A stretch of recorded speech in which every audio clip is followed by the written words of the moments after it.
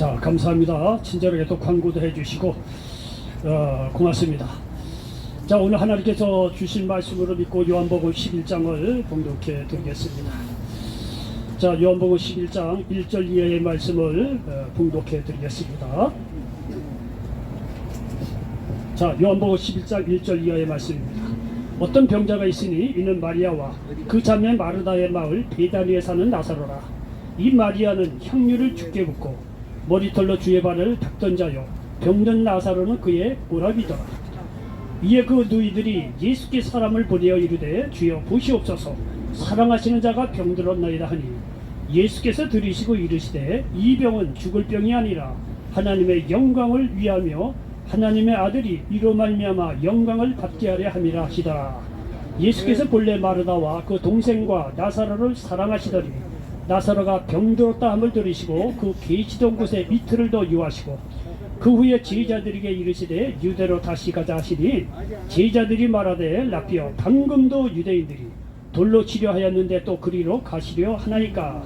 예수께서 대답하시되 낮이 12시간이 아니냐.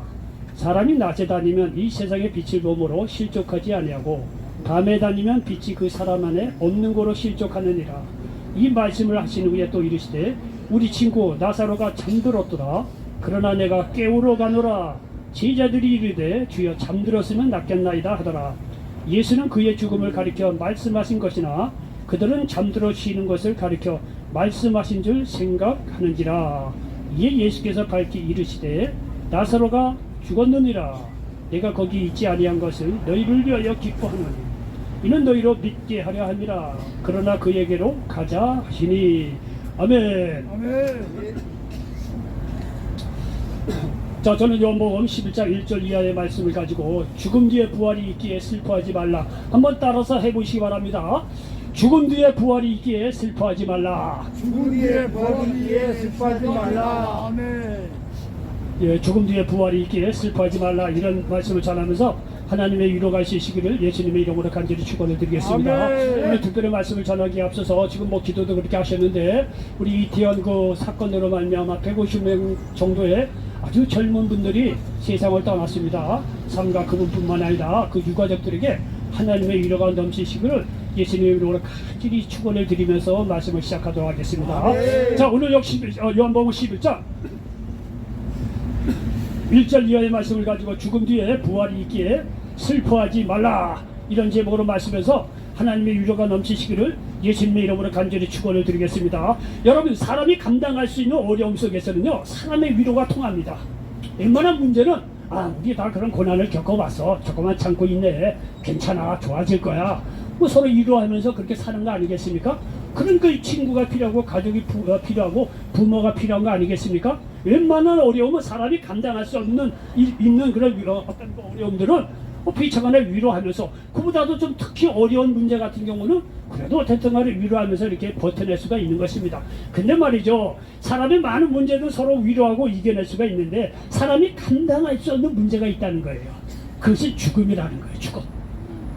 정말 자기의 가장 가까운 사람이 자기보다 먼저 세상을 떠났거나 어쨌든 간에 이런저런 이런 세상을 떠났거든요, 정말 위로가 안 됩니다. 그럼 뭐 어떻게 말로 다 위로가 안 됩니다. 왜? 죽음이라는 건요 사람의 한계를 뛰어넘는 일이기 때문에 사람이 죽음한테 무슨 말을 하겠습니까? 무슨 위로가 되겠습니까? 사람이 사랑하는 사람이 죽어갔는데 거기에 사람이 무슨 위로가 있고 말이죠, 무슨 말에서 그 사람에게 말이죠 마음의 어떤 그 평화라든가 위로를 얻을 수가 있겠습니까? 불가능합니다. 약간의 위로는 될는지 모르지만 근본적인 위로가 될 수가 없다는 거예요. 그러나 여러분 기도하시기 바랍니다. 아무리 사람이 감당할 수 없는 죽음의 문제라고 하더라도 그 죽음의 현장에 예수님께서 함께 하신다고 하면 세상이 줄 수 없는 위로가 있다는 사실을 믿으시기 바랍니다. 이거는 사람이 할 수 있는 게 아니에요. 죽음을 어떻게 사람이 말이죠 거기에 대해서 무슨 위로를 합니까? 죽음 너머에 무슨 일이 일어날지 모르는 사람인데 그 죽음 너머에 뭐가 있다고 사람이 위로를 하겠습니까? 단지 우리가 할 수는 없지만 그래도 죽은 사람들 와서 이런저런 덕담을 하면서 그래도 위로를 주려고 애를 쓰지요. 부분적으로 위로가 되지만 근본적으로는 위로가 될 수가 없습니다. 그러나 여러분 기억하시기 바랍니다. 이 세상에 어떤 문제가 있더라도 특별히 사람이 감당할 수 없는 그런 죽음의 문제라고 하더라도 예수님이 나와 함께 한다고 하면 확실히 된다고 한다면은 세상이 줄 수 없는 위로로 그 죽음도 능히 이겨낼 수 있는 힘과 평안과 위로를 얻을 수 있다는 사실을 믿으시기를 바랍니다. 왜? 예수 안에서는 죽고 난 뒤에 부활이 있고 부활하고 난 뒤에 영원한 천국에 들어가서 영원히 산다고 하는 소망이 있기 때문에 여러분 아무리 죽음의 그런 슬픔의 현장이 있다고 하더라도 죽음 뒤에는 부활이 있기 때문에 우리를 슬퍼할 필요가 없다는 사실을 믿으시길 바랍니다. 여러분 슬픔 앞에 어느 누구도 감당. 저도요 목회자이기 때문에 창례 예배를 많이 진행을 했습니다. 수백 건 했죠 그동안. 그런데 제일 어려운 게 뭐냐면 예수 안 믿고 돌아간 분들 뭐라고 할 얘기가 없어. 뭐라고. 그래도 하나님께서 또 그 나름대로 주는 위로가 있어요. 말씀의 위로도 주고 어쨌든 위로를 주지만 참 그래도 위로를 주려고 애를 쓰지만은 참 그럴 때가 있습니다. 그러나 말이죠, 예수님 안에서 세상을 떠난 분, 특별히 예수님 안에서 장수한 집안에는요 말씀을 전하는 저도 편하고 거기요 믿는 유가족들도 보면 마음이 편안해요. 예수 믿고 말이죠 장수를 했기 때문에 나름대로 위로가 있고 또 믿고 난 뒤에 영원한 천국이 있다는 걸 알기 때문에 정말 하나님의 존재로 말미암아 굉장한 위로가 돼요. 여러분 우리가 문중에서도 말이죠 여러 어른들이 많이 있잖아요. 예? 존경할 만한 어른도 있고 여러. 근데 이 문중에서도 말이죠 정말 인격 있고 덕이 있고 말이죠 후손들을 잘 보살피는 그런 문중에 어른이 있으면 어떤 행사에서 그 어른이 그 자리에 있다만 해도 위로가 되고 말이죠. 그 이 모임이 말이죠 품위가 있고 그런 사람들이 있단 말이에요. 여러분이 이 세상에 아무리 죽음과 사망이 넘치다고 하더라도 그 현장에 예수님이 성령으로 말씀으로 함께하고 있다고 한다면 세상이 줄 수 없는 위로가 있다는 사실을 믿으시기를 바랍니다. 늘 드리는 말씀이지만 예수를 믿는다는 거는요 이론이 아니에요. 오늘 말씀의 내용이 뭐냐면 야 나는 부활이고 생명이라는 거야. 나를 믿는 자는 죽어도 살겠고 살아서 나를 믿는 자는 영원히 죽지 아니하는가. 이 말씀을 하시고 나서 죽은 지 4일이나 지난 나사로 앞에서 나사로에 나온다 이 말씀으로 다시 살렸다는 사실을 믿으시기를 바랍니다. 여러분 하나님의 말씀은요 그만큼 놀라운 파워가 있다는 사실을 믿으시기 바랍니다. 세상 사람처럼 말해 생각 속에서 일어나는 이런 줄 아는 얘기가 아니에요. 예수 믿고 구원받는 사람에게는 부활이 있는데 그 예표적으로 죽은 지 4일이나 지난 나사로를 말씀으로 살리시고 실제 죽은 자 가운데서 살려요. 그리고 나서 본래 얘기를 합니다. 나는 부활이요 생명인데 나를 믿는 자는 죽어도 살겠고 살아서 나를 믿는 자는 영원히 죽지 아니한다는 거예요. 이 말씀을 증명하시기 위해서 진짜 죽은 지 4일이나 지난 나사로를 진짜 살립니다. 이런 식으로 장차 우리가 육신의 장막을 벗어 던지는 자는 영원한 천국에 가서 영원히 산다는 것을 거기서 예표적으로 보여줘요.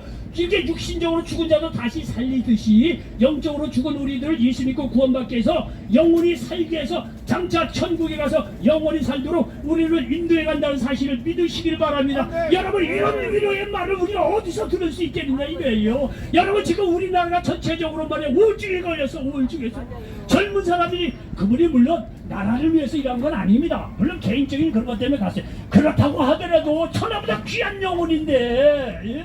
150명 우리나라는요 한 가족 같은 나라의 단일 민족이기 때문에 핏줄이 한 혈통이기 때문에요 누가 죽었다 많은 사람이 죽으면요 내 가족이 죽은 것 같이 그게요 다른 나라보다 더 강해요. 아멘. 다른 나라는 대부분 단민족 사회예요. 근데 우리나라처럼 그렇게 끈끈하지 않아요. 근데 우리나라는 거의 한 혈통 이게 단일 민족이기 때문에 여러분이 10명 이상만 아니 단 한 명 죽었다래도 정말 마음이 아픈.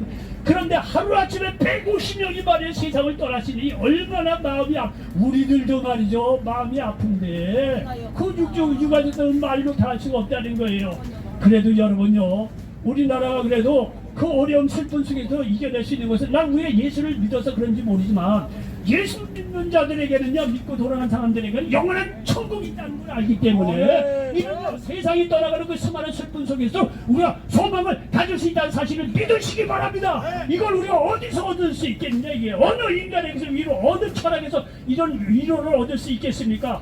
하나님 믿는 자녀들에게서는 아무리 죽음과 같은 절망 속에서도 하나님이 함께 하시기에 우리는 위로를 얻을 수 있다는 사실을 믿으시기를 바랍니다. 오늘 내용이 요한복음 11장이 바로 그 얘기를 한다는 사실을 믿으시기를 바랍니다. 여기 보십시오.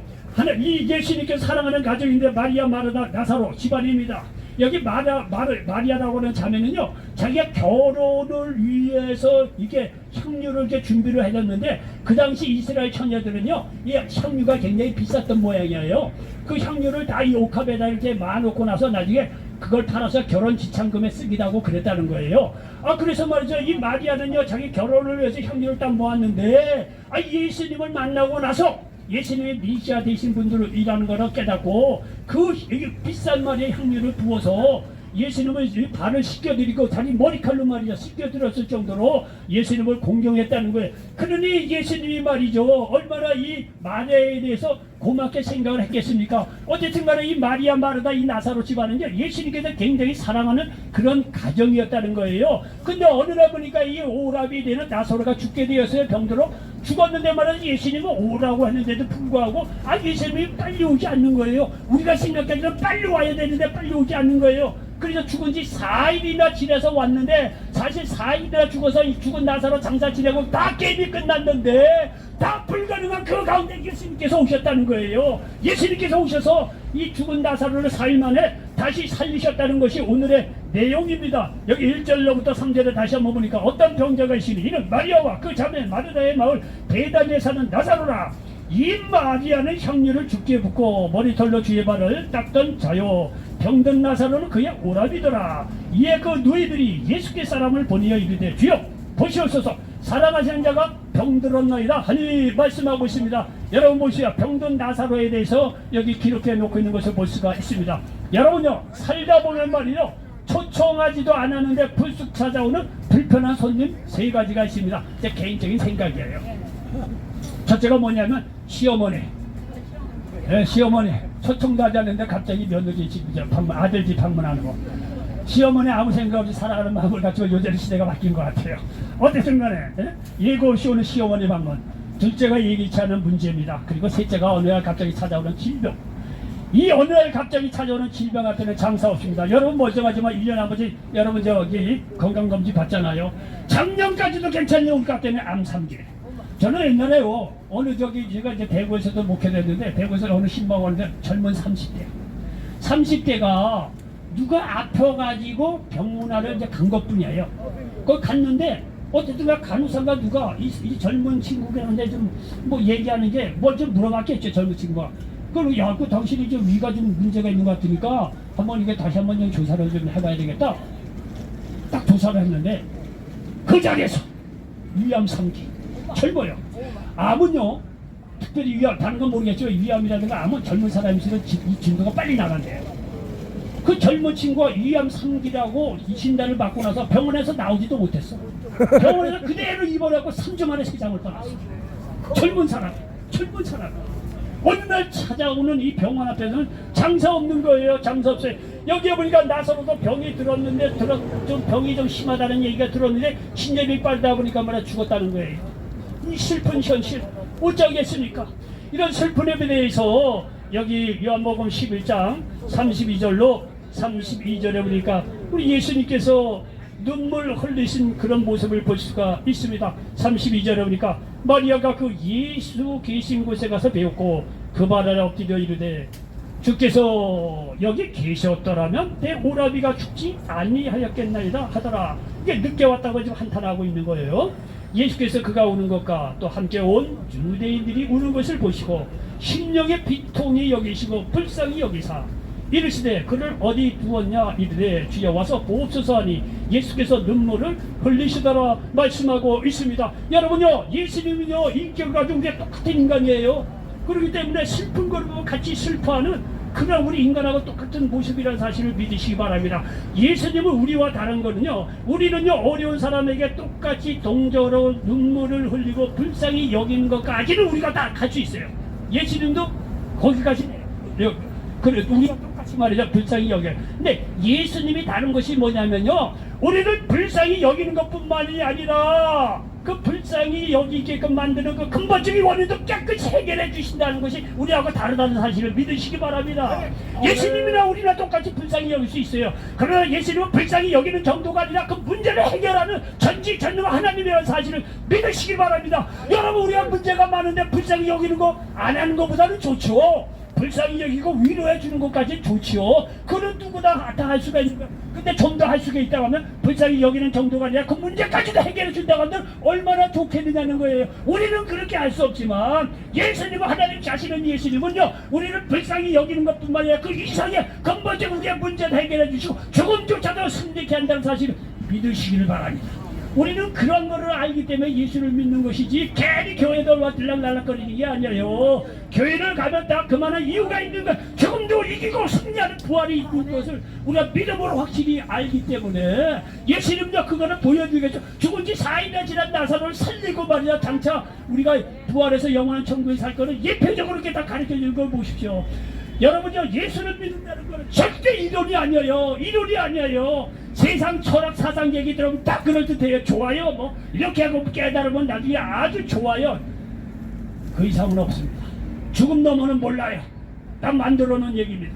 그러나 예수님은요 그렇지 않다는 사실을 믿으시기 바랍니다. 왜? 예수님은요 온 우주 만물을 만드신 하나님 자신이기 때문에 여러분요 그 죽음조차도 이기고 승리하고 부활 영원한 천국까지도 다 우리를 위해서 예비해 놓으셨다는 사실을 믿으시기를 바랍니다. 여러분 보시죠. 병든 나사로를 보고 이렇게 눈물을 흘리며 같이 공감해주는 그런 예수님이 얼마나 감사합니까? 예? 그 예수님이 여러분의 저도 물론이야 저와 여러분을 불쌍히 여기셔서 오늘 이 자리에 저희를 불르게 하시고 오늘 말씀 듣게 하시고 하늘에 놀라운 위로를 주시기 위해서 우리를 이 자리에 부르고 계셨다는 사실을 믿음으로 기억하시기를 바랍니다. 아멘. 여러분 말씀드린 대로 150명의 젊은 사람들이 하루아침에 나가서 세상을 떠났습니다. 얼마나 가슴 아픕니까? 그러나 우리는 이러한 죽음의 현장 속에서도 어느 누가 위로를 해줄 수 있지만 나는 예수 그리스도를 믿는 믿음으로 얼마든지 위로할 수가 있어요. 왜? 저는 예수 믿고 말이에요 영원한 천국에 갈 수 있다는 걸 믿음으로 확실히 알기 때문에 자신 있게 얘기할 수가 있어요. 왜? 제 자신으로 그런 게 아니라 성경에 기록되어 있고 예수님은 나의 죄를 대신 십자가에 죽으시고 부활하셔 나는 영원한 천국으로 인도하신다고 하는 그런 것을 말씀을 통해서 확실히 알기 때문에 자신 있게 여러분에게 위로의 말씀을 전할 수 있다는 사실을 기억하시기 바랍니다. 저뿐이겠습니까? 여러분들 예수 믿고 구원받는 사람이라고 한다면 세상 문제를 넘어서서 죽음 이상의 것까지도 이겨내고 위대의 말씀을 줄 수 있다는 사실이 믿는 자에게 있다는 사실을 믿으시기를 바랍니다. 아멘. 여러분요 이제 병든 나사로가 현실적으로 나타나지만 여기 4절에 말이죠 우리들에게 아주 흥미진진한 내용이 나옵니다. 여기 4절에 보니까 예수께서 들으시고 이르시되 이 병은 죽을 병이 아니라 하나님의 영광을 위하며 하나님의 아들이 이로 말미암아 영광을 받게 하려 함이라 말씀하고 있습니다. 여러분요 이 4절을 보면 말이죠 예수님이 문제를 보는 시각이 달라요. 죽음을 보는 시각이 다르고 문제를 보는 시각이 우리하고 다 달라요. 우리는 문제가 있고 죽으면 절망이나 끝이다 이렇게 생각을 하는데 예수님요 사람들 생각하고 달라요. 죽음의 그런 현장을 보면서도 예수님께서 시각이 다르다는 거예요. 나사로의 죽음을 보고서는요 이 병은 죽을 병이 아니되는 거야. 죽은지 뻔히 예수님이 알아요. 그런데도 불구하고 죽을 병이 아니라는 거야. 왜? 예수님은 자신이 있어.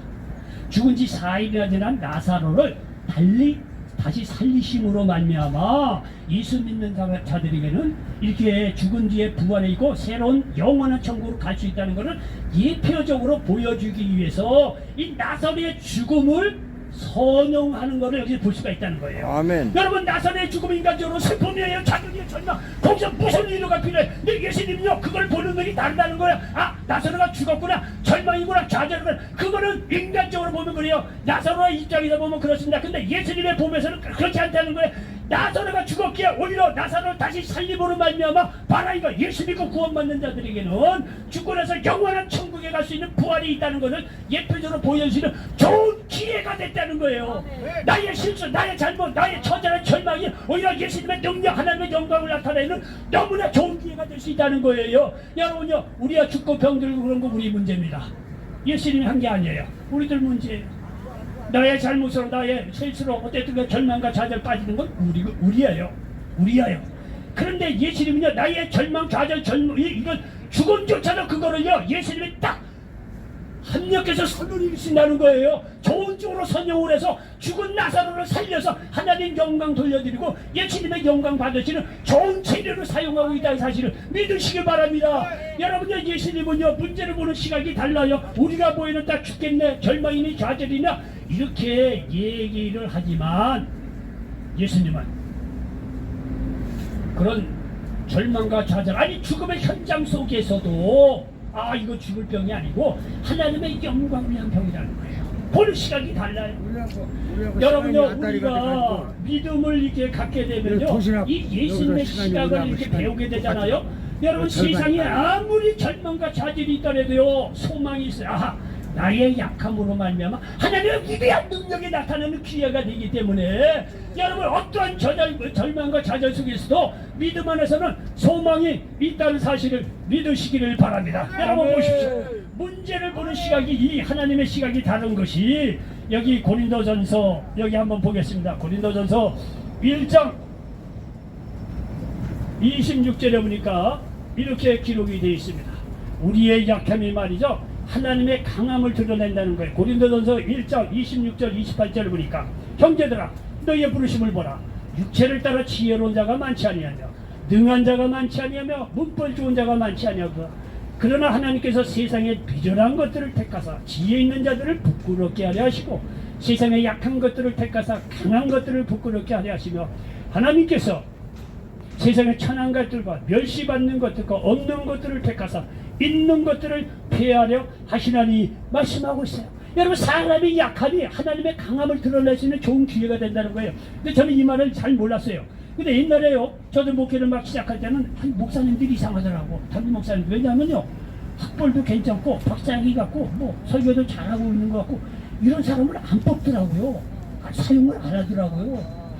그래서 아니 저렇게 좋은 꼴은 좋은데 왜 안 쓰느냐 이거예요.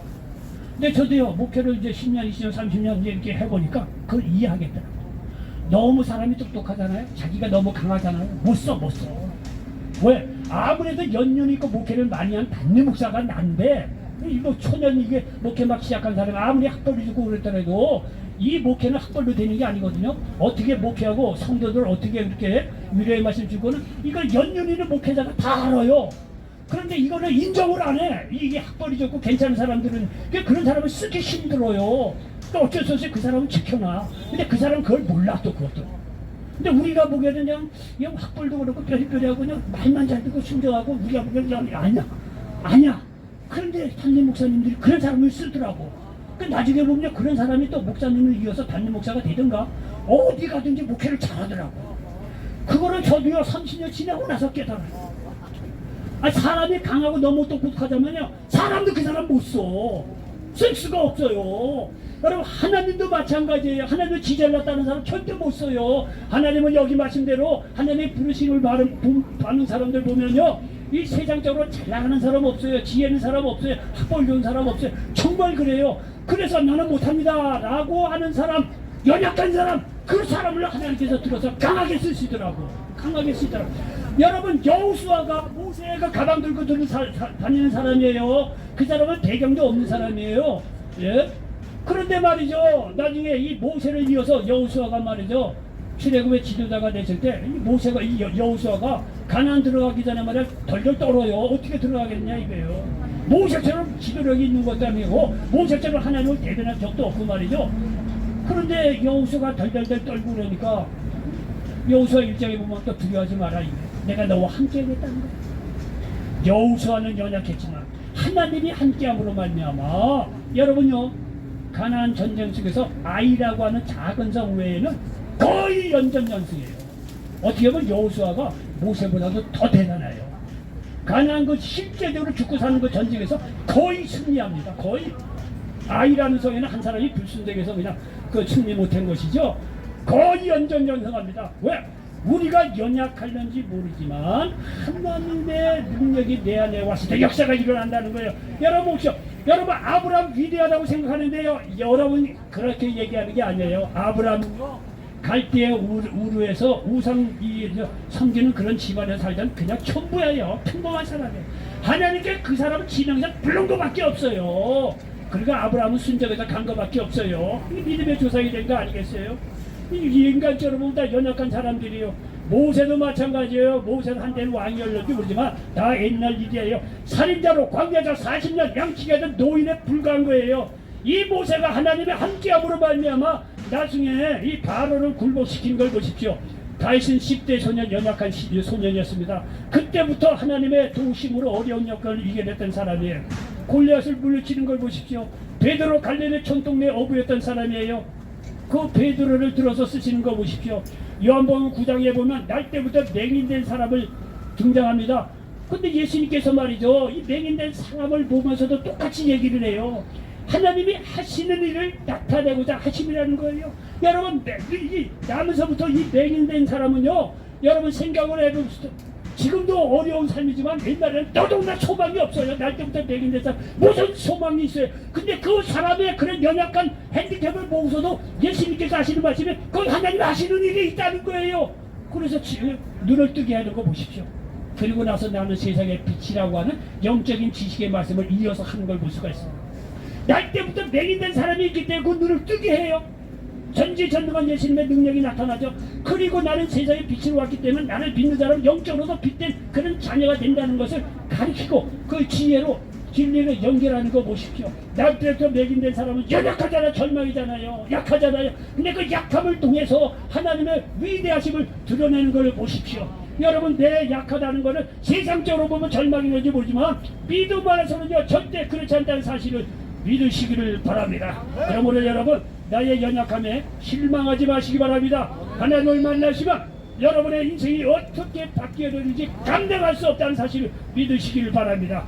여러분요, 우리가 또한 하나님의 약점 잡힌 게 뭐냐면 우리가 죄인이라는 거예요. 이건 하나님 빼도 박지 못하는 약점이에요. 빼도 박지 못하는 약점이에요. 지난번에 얘기했죠. 남동생이 아버지 안주머니에 돈을 슬쩍 했어.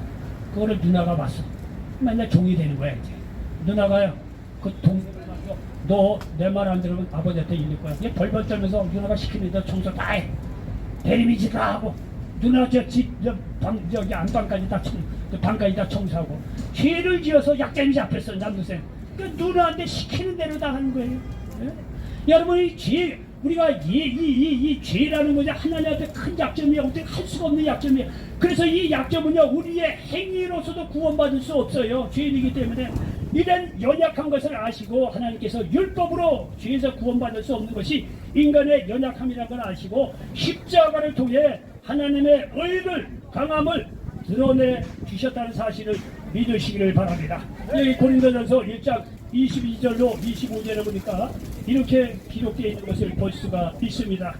유대인은 표적을 구하고 헬라인은 지혜를 찾으나 우리는 십자가에 못 박힌 그리스도를 전하니 유대인들에게는 꺼리끼는 것이요 이방인에게는 미련한 것이로되 오직 부르심을 받은 자들에게는 유대인이나 헬라인이나 그리스도는 하나님의 능력이요 하나님의 지혜니라. 25절 하나님의 어리석음이 사람보다 지혜롭고 하나님의 약하심이 사람보다 강하니라 말씀하고 있습니다. 우리가요 전도하다 보면 이걸 알아요. 전도하다 보면요 정말 학문적으로나 이런 게 괜찮은 사람을 만나요. 뭐 박사고 말이지 아는 것도 많아. 그런데 그 사람에 대해서 예수를 이게 증거하잖아요. 이해를 못해. 받아들이지 못하더라고요. 못해. 근데 세상적으로는 연약하고 그런데 어떤 사람은 복음을 전해 그걸 그대로 받아들여. 이상하더라고요. 우리가 연약할는지 모르지만 뭐죠. 하나님의 복음만 들어가면 거기에서 위대한 역사가 일어난다는 사실을 믿으시기 바랍니다. 우리의 연약함, 우리가 세상적으로 약할는지 모르지만 하나님의 위대한 능력이 그 안에 임할 때는요 놀라운 역사가 일어난다는 사실을 믿으시기 바랍니다. 여러분, 율법으로 죄에서 구원받을 수 없는 것이 우리의 연약함이지만 거기에 십자가를 통할 때 하나님의 놀라운 우리로서는 할 수 없는 구원의 역사가 십자가를 통해서 하나님이 이루신다고 하는 하나님의 능력, 하나님의 지혜가 있다는 사실을 기억하시길 바랍니다. 여러분, 우리의 죽음까지도 하나님의 부활의 능력이 드러나는 기회가 됩니다. 요한복음 11장 25절 26절 말씀드린 대로 예수께서 이르시되 나는 부활이요 생명이 나를 믿는 자는 죽어도 살겠고 무릇 살아서 나를 믿는 자는 영원히 죽지 아니라. 이 말씀을 죽은 지 4일이나 지난 나사로 앞에서 하신 예수님께서 요한복음 11장 43절에 딱 한마디 나사로야 나오라. 이 말 한마디에 죽은 지 4일이 지난 나사로가 다시 살아나왔다고 말씀하고 있습니다. 여러분, 그러므로 죽음도 두려워하지 마시기 바랍니다. 믿음 안에서 부활이 있습니다. 이 세상에서 죽음 뒤에 다시 살아나는 경우가 있습니다. 그러나 육신의 장막을 벗어던지는 날에 새로운 몸으로 부활하여 영원한 세계에서 영원히 산다는 것을 믿으시길 바랍니다. 그러므로 믿음 안에서 여러분, 사랑하는 이들의 죽음 속에서도 소망을 가질 수 있고 위로를 얻을 수 있다는 사실을 믿으시기 바랍니다. 여기 고린도전서 15장 51절로 52절입니까? 보라, 내가 너희에게 비밀을 말하노니 우리가 다 잠잘 것이 아니요 마지막 나팔의 순식간에 혼련이다 변화되리니 나팔 소리가 나네 죽은 자들이 썩지 아니할 것으로 다시 살아나고 우리도 변화되리라 말씀하고 있습니다. 여러분요, 사랑하는 사람이 생기면 연애를 할 때 남자건 여자건 말이죠, 딱 얘기를 서로 나누다가 집에 들어가면은 어떤 생각입니까? 머리가요 딸랑딸랑해요. 사랑하는 여자가 했던 얘기가 머리에서 뱅뱅 돌아. 그럼 남자가 했던 얘기가 머리에 뱅뱅 돌아. 딸랑딸랑하듯이 종소리 나듯이 아름다운 종소리같이 들린다니까. 안 그래요? 그래요. 맞아. 옛날 연애했던 경우들 다 있잖아요. 머리에서 종소리처럼 딸랑딸랑 소리가 들려요. 아주 명쾌하게 들려요. 아, 그 여자가 나한테 좋아한다 그랬지, 그 남자가 나한테 이렇게 그랬지. 머리가 말이야 딸랑딸랑 종소리 울리듯이 들린다니까요. 여러분, 예수님께서 다시 재림할 때는 마치 이와 같이 뭐 얘기를 하자면 여기요 뭐라고 합니까? 여기 다 잠자. 마지막 나팔에 순식간에 혼돈이 다 변화되니 나팔 소리가 난다는 거예요. 나팔 소리가 예수님께서 재림할 땐 나팔 소리가 난다는 거예요. 실제로 나팔 소리가 나올 수도 있고 뭐 비유적으로 얘기하자면 우리 마음속에 말이죠, 어느 날 예수님께서 재림할 때 영적으로 깨어있다 보면 말이죠, 나팔 소리가 울리듯이 크게 울릴 수 있지. 예수님께서 오시는구나, 이럴 때가 있다는 거예요. 아멘. 그때는 말이죠, 여기 그대로 죽은 자들이 썩지 않을 것으로 다시 살아난다는 거예요. 부활한다는 거예요. 우리도 변화된다는 거예요. 살아서 예수를 만난 그 사람들도 변화된다고 말씀하고 있다는 사실을 믿으시기 바랍니다. 그러므로 여러분, 죽음도 두려워하지 마시기 바랍니다. 고린도전서 15장 56절에 사망아 너의 승리가 어디 있느냐, 사망아 네가 쏘는 것이 어디 있느냐, 이렇게 기록하고 있습니다. 그러므로 사랑하는 이들에게 복음을 전해 이러한 축복을 함께 누릴 수 있도록 하시길 바랍니다. 여기 계속해서 11절 13절 간단하게 이렇게 말씀을 드리자면, 여기 11절로부터 13절에 보니까 이 말씀을 하신 후에 또 이르시되 우리 친구 나사로가 잠들었더라. 그러나 내가 깨우러 가노라. 제자들이 이르되 주여 잠들었으면 낫겠나이다 하더라.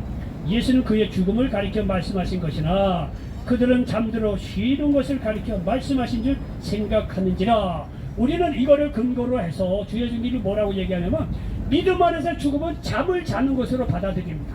잠자듯이 세상을 떠나고, 아멘. 그 잠들었다가 예수님께서 재림할 때는요, 영원한 천국으로 부활의 몸으로 변화돼서 영원히 산다는 사실을 믿으시기를 바랍니다. 그래서 고린도전서 15장 20절 그러나 이제 그리스도께서 죽은 자 가운데서 다시 살아나사 잠자는 자들의 첫 열매가 되셨도다 말씀하고 있습니다. 여러분, 믿음 안에서 죽음은 잠드는 거예요.